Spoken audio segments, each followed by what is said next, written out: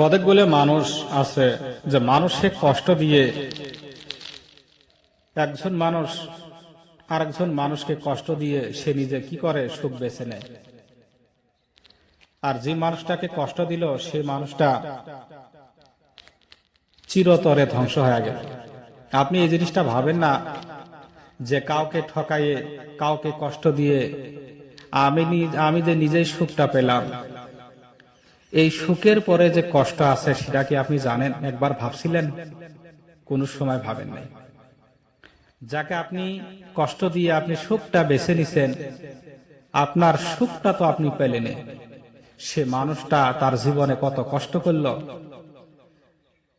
এখন আপনি ভেবে নেন আপনি কষ্টর জীবন আপনার সামনে, আর যে মানুষটা কষ্ট দিয়েছিলেন সে মানুষটার সুখের জীবন। এই জন্য কইছে দুনিয়ার মধ্যে যে মানুষের সুখের পরে দুঃখ, দুঃখের পরে সুখ, এটাই মানুষের বাস্তব জীবন। এই জন্য কাউকে কষ্ট দিয়ে নিজে সুখ খুঁজবেন না, পাইলে নিজেই কষ্ট নিয়ে এক বেরবেন। দেখবেন এই পৃথিবীর মধ্যে যে মানুষটা যত ধৈর্য করছে তার ফল ততই মিঠা।